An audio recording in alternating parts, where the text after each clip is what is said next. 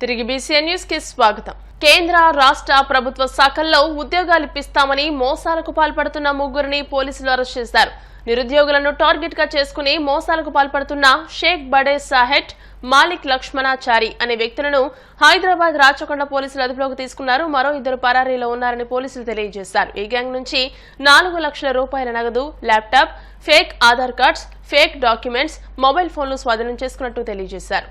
మాజీ మంత్రి బాలినేనిపై రాజ్యసభ సభ్యులు వైవి సుబ్బారెడ్డి కీలక వ్యాఖ్యలు చేశారు. సొంత పార్టీ నేతలపైనే బాలినేని పరోక్ష వ్యాఖ్యలు చేస్తున్నారని అన్నారు. వైసీపీ జిల్లా అధ్యక్షుల మార్పు జరుగుతోందని వైవి సుబ్బారెడ్డి స్పష్టం చేశారు. పార్టీ నేతల అరెస్టును ఖండించారు. అక్రమ కేసులతో వైసీపీ నాయకులను అరెస్టులు చేస్తూ భయాందోళనకు గురి చేస్తున్నారని సుబ్బారెడ్డి పేర్కొన్నారు. తమ పార్టీ నేతలను అన్యాయంగా కేసుల్లో ఇరికించి అక్రమంగా అరెస్టులు చేస్తున్నారని మండిపడ్డారు. అక్రమంగా కేసులు పెట్టి వైసీపీ నాయకులను అరెస్టు చేస్తున్నారని అన్నారు.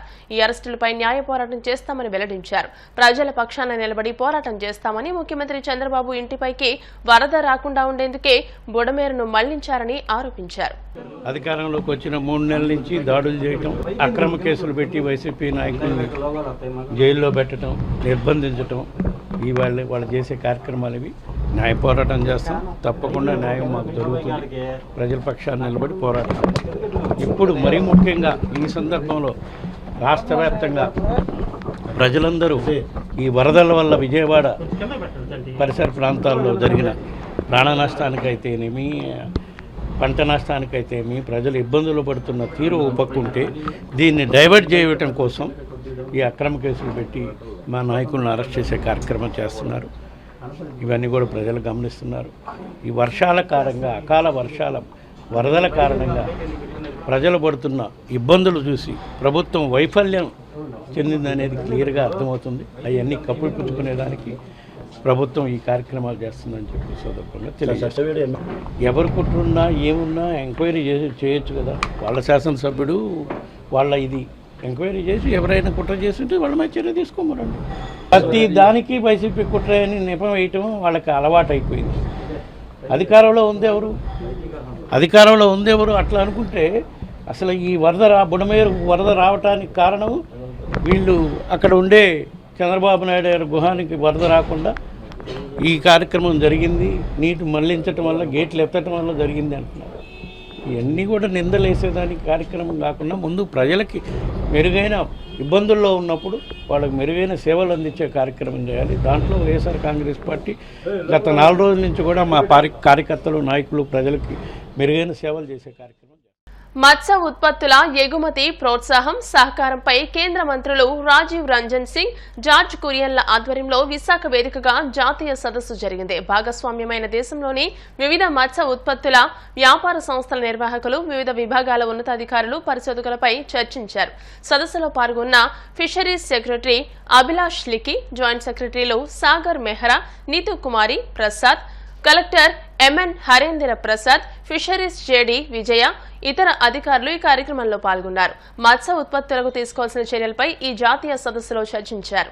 आप सबको मालूम है कि आदरणीय प्रधानमंत्री जी ने कहा है कि 2047 में हम विकसित भारत बनेंगे, लेकिन 2047 तो अभी है नहीं.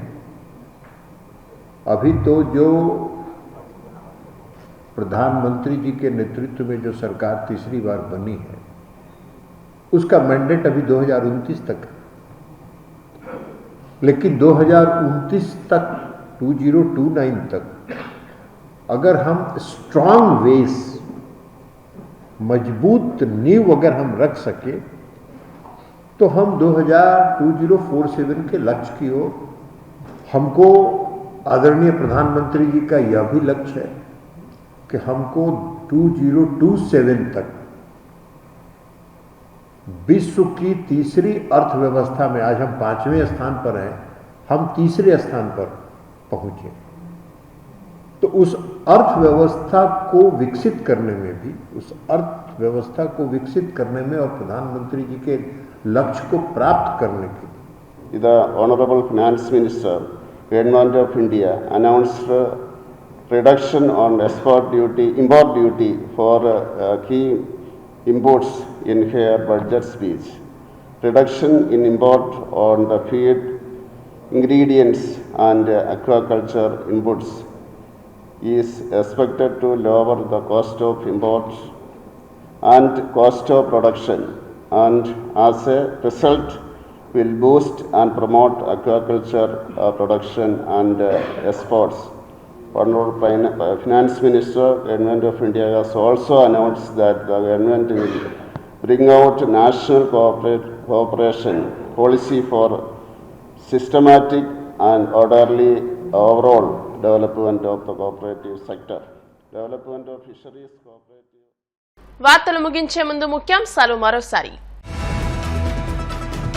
బుడమేరు వాగుకు పడిన గండ్ల పూడ్చివేతను పరిశీలించిన మంత్రి లోకేష్. విజయవాడ నగరానికి తగ్గిన వరద పోటు.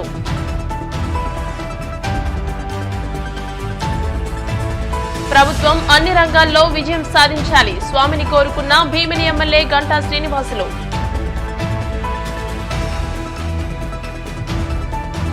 కాణిపాకంలో వైభవంగా ప్రారంభమైన బ్రహ్మోత్సవాలు. వరసిద్ధి వినాయక స్వామిని దర్శించుకుని పూజలు నిర్వహించిన చిత్తూరు కలెక్టర్ సుమిత్ కుమార్. మాజీ మంత్రి బాలినేనిపై ఎంపీ వైవి సుబ్బారెడ్డి కీలక వ్యాఖ్యలు. పార్టీ నేతలపై పరోక్షంగా వ్యాఖ్యలు చేస్తున్నారని ఆరోపణ. ఈ వార్తలు ఇంతటితో సమాప్తం. మరిన్ని వార్తల కోసం BCN digital YouTube channel, Facebook page ని ఫాలో అవ్వండి. అప్డేటెడ్ వార్తల కోసం ప్లీజ్ సబ్స్క్రైబ్.